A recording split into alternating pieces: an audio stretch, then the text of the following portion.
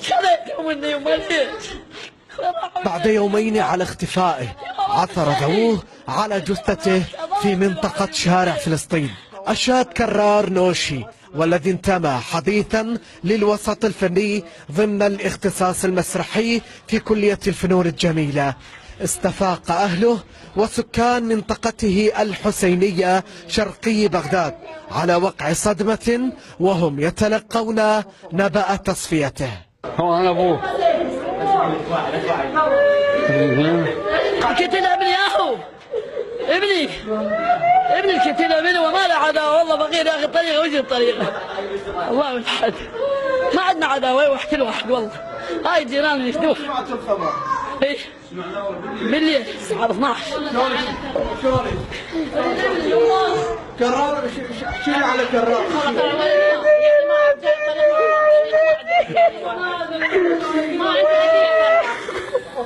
اختي ما عندها أي قرار. عائلة كرار تتحدث عن وسائل تعذيب وحشية بدت ظاهرة على جثته التي تسلموها من الطب العدلي، فيما توعدت وزارة الداخلية الجنات بالملاحقة مهما كانت هويتهم. اي مذبوب بالزباله لقوه. اي وجو لاهله ما يدرون باهله، اجوا لاهله على الفيس منشور.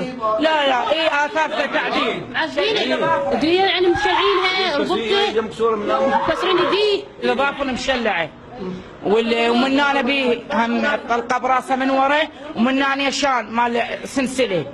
هناك اهتمام وتوجيه بموضوع التحري والتحقيق عن ملابسات هذا الحادث ومعرفة كل الظروف والتوصل إلى الجنات. هنالك عمل من خلال شرطة بغداد، ويعني شرطة بغداد نتكلم، وكذلك كوكالة شرطة وتوجيه من قبل سيد وزير الداخلية، وكذلك أيضا من قبل قيادة عمليات بغداد، وإن شاء الله نصل إلى النتائج. رحل كرار وبقيت هذه العبارة: مأساة الطفولة في العراق، التي تتذيل إحدى لوحاته الفنية في غرفته المتواضعة. الأوساط الثقافية والفنية شددت على ضرورة حمايتها، خصوصا وأن أغلبهم صار يتجنب الأعمال الفنية المعالجة لحالة المجتمع. من الحسينية شرقي بغداد، خطاب عادل، الشرقي نيوز. بمقتل الفنان والشاب والاخ والصديق والغالي علينا وعلى قلبنا كرار نوشي. كرار نوشي شاب طيب القلب. نعم. كرار نوشي ما عدت حياته نمله. كرار نوشي في احد الاحيان شفته متنبي من الصبح. سالته قلت له ها خويا كرار شو اليوم ربش؟ قال لي متنبي هو الحياة، متنبي هو الناس، أنا أحب الناس. هذا كلامه. هو الشيء اللي أثر عليه واللي خلى هذا أو الذنب اللي خلاه إنه ينقتل إنه هو طيب، هو طيب القلب، إنه هو ما عنده أذية للبشر. واللي احنا نشوف الأغلب اللي عندهم أذية للبشر هم نشوفهم يعلون فوق للأسف. طيب محمد، احنا خلينا نحكي يعني حتى لا تكرر مثل هكذا امور، يعني هو راح لكن حتى يكون درس يعني هسه الناس كل واحد شارك بتعليق، بنشر منشور، بالتحدث عنه، حتى لو سولف هو وصديقه هو شارك بقتل كرار حتى لو كان بطريقه غير مباشره. كرار من انتشرت صوره على مواقع التواصل، كل واحد ظل يحكي بشكل، يعني هو عنده مسرحيه وعنده غير عالم ثاني والناس اخذته غير ماخذ عليها الظاهر. للاسف احنا يعني كمجتمع عراقي مجرد ناخذ احنا راس الخيط بعد ما ندور بالتفاصيل، لا المهم نحكي على واحد، ما عندنا غير شغل وعمل، يعني هذا من الفراغ للاسف. شنو كانت ردة فعله من شاف صوره بدات تنتشر على مواقع التواصل الاجتماعي وبدات الناس تحكي والتعليقات وهو في غنى عن هذه القضيه؟ هل هم وصلت يعني هذا اول شيء، ثاني شيء هل وصلت له تهديدات؟ يعني هو لو يعني انتم تفاجئتوا بالقضيه؟ احنا تفاجئنا مفاجاه يعني كلش كبيره بالقضيه، يعني شيء ما متصورينه. يعني انا البارحه كنت قاعد اقلب بالفيسبوك وابطالع لقيت منشور مختلف عن الفنان الطابوشي زين هذا الشيء يعني شنو شلون اخابر عليه ما حصله. زين وصلت البيت رحت للبيت قلت له كان النظر مفقود ماكو جهاز مغلق. نادينا بالليل الساعه 10 بالليل نادين جثه بشاطر. اجتماعي اول ما بدأت تشهد الصوره على انه هو ملك جمال رغم هذه المسميات. نعم. ما كانش مشارك بمهرجان كمصور مداعين كمصور بهذا المهرجان. طلعت باحدى مقاطع الفيديو طلع هو بيه لكن كمصور ما كان مشارك كاي لقب. فانتشرت هذه الصور بعد ما انتشارها وبعد ما عرفت بانتشارها نشر منشور تبريع تاما هو مشارك بمهرجانات. بعد فتره قامت تجي اتصالات تهديديه من ارقام مجهوله. طيب كانوا يهددون به. طيب ليش ما حاول يلجأ يعني يروح يشتكي على هذه الارقام، يقدم دعوه حتى لحمايته لايصال، لو هو سكت على القضيه ما اخذها على محمل الجد، انتم ليش ما حكيتوا وياه؟ طالما وصل تهديد على محمل الجد، ما اخذ القضيه على محمل الجد. طيب. وبالرغم ذلك انه ما ادري كوكب الامور سويت كبيره واكثر، انما قال اللي يريد الله يشتغل. للاسف انه كان هذا اللي الواقع اللي صار وقتل اخونا الصغير مثلا، يعني شيء كلش صعب علينا، صعب انه نشوف شاب طموح اراد امنيته بالحياه انه يقدم شيء لهذا البلد. راد يقدم رساله من خلال موهبته للشعب ويوحد هذا البلد. طيب. لكن للاسف ايادي الغدر طالتها والحق حقد.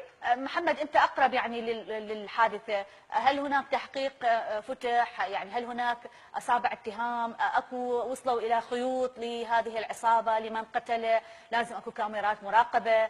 هو هل خطف وبعدين قتل لو قتل مباشره امام الناس؟ يعني هذه كلها يعني تساهم على الاقل انه نوصلها رساله للجهات المعنيه انه للايصال او حتى يوصلون للقاتل، يعني ما يبقى هكذا الموضوع، والا كل واحد يعني اذا واحد شويه مطول شعره، هذه قضايا شخصيه حتى لو الواحد كان مخطئ. يعني احنا البلد مليان ناس مخطئين، لكن انا ما اعالج الخطا بخطا اكبر.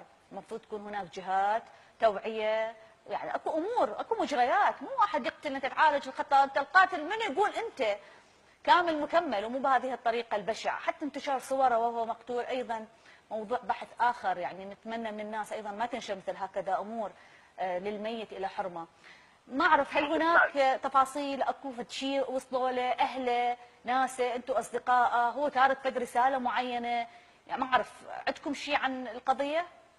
حسب معلوماتي اللي وصلت من خلال أهله ومن خلال أقاربه إنه القضية توجه ضد مجهول كأي قضية أخرى. وهو خطف وتعذب، تأذى وصاب كسر بالايد وكسر بالاضلاع وشنق وتم اطلاق رصاص نار على راسه. شنق ايضا يعني. طيب شنق نعم. طيب نعم. او ما شابه ذلك. هاي كلها موجوده يعني اثار التعذيب. طيب اثار التعذيب موجوده. طيب استلموا اهل الجثه؟ لانه احنا سمعنا ايضا انه مدير الطب العدلي ما اعرف الاداره خلص دوامها وما قبلت تسلم الجثه، تركوها اليوم اخر، لو خلص تم تسليم الجثه انتهى. نعم صحيح كان دوامها والتحقيقات وما شابه من ذلك. طبعا تراكين الدوله شلون صعب. نعم. فتاخر الوقت ما قبل يسلمون الجثه حتى تسليم. صعب الكلام بالداخل المستشفى. نعم. احنا نشكرك محمد، وشكرا لانه قدرت تحكي، يعني نعرف انه القضيه مو سهله ابدا، ونتمنى أن يكون هناك دور للجهات المعنية بهذه القضية بأخلاقه، بتعاونه، بثقافته، بوعيه ما بين كل أصدقائه بالمعهد وحتى خارج المعهد. كرار طول شعره لأنه عنده مسرحية وعنده دور بها أنه لازم يطول شعره، وبالتالي أنه صار لفترة طويلة يتعب ويعتني بشعره حتى يوصل لهذه المرحلة. لكن أنه بعض الجهات اللي المجهولة واللي ما عندهم رحمة ولا عندهم انتماء للإنسانية بكل صلة قاموا بخطفه وقتل قتله وتعذيبه وانسبوه على انه هو من مثلي الجنس، وان كان من مثلي الجنس فانتم ما لكم حق ان تقتلونه، لانه اللي نفذوا هم ما انظف ولا انه احسن من الشخص اللي محسوب على جماعه المثليين.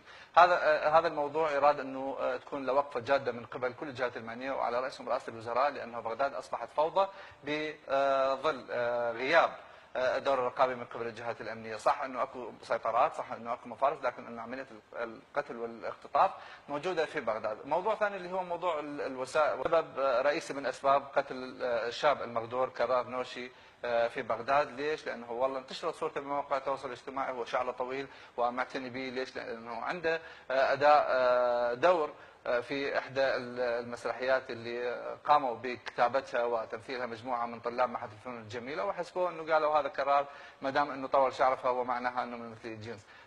هذا الفكر الخاطئ اللي دائما ما نتخذه على ناس ما نعرف شنو خلفيتهم ولا مضمونهم ولا انه شنو اصولهم، نجيب ونشوه بسمعتهم حال بقيه الناس اللي انقتلوا بسبب انتشار بعض الشائعات المغرضه عليهم بمواقع التواصل الاجتماعي. واحنا نتمنى اليوم انه يكون اكو حد لهذه الظاهره واكو اهتمام من قبل الجهات المعنيه بموضوع مواقع التواصل الاجتماعي، حتى لا نسي للناس ما نعرفهم ولا نعرف اي شيء عن خلفيتهم الثقافيه. بمنطقة شارع فلسطين شرقي العاصمة بغداد. وكان كرار مرشحا لملك جمال العراق، وعرف عنه اهتمامه بالأزياء وارتياده المستمر لشارع المتنبي الثقافي ونشاطاته على مواقع التواصل الاجتماعي. يذكر أن كرار تلقى تهديدات بالقتل في أوقات سابقة بسبب ارتدائه ملابس ضيقة وطرقه في قصات شعره. وقد بدت على جثة الشاب كرار آثار تعذيب وطعنات بسكاكين، وهو ما أثار ردود فعل غاضبة بين رواد مواقع التواصل والشباب، وعدوه خنقا للحريات العامة. يذكر أن بغداد تشهد بين فترة وأخرى العثور على جثث مجهولة الهوية تقضى خنقا أو رميا بالرصاص.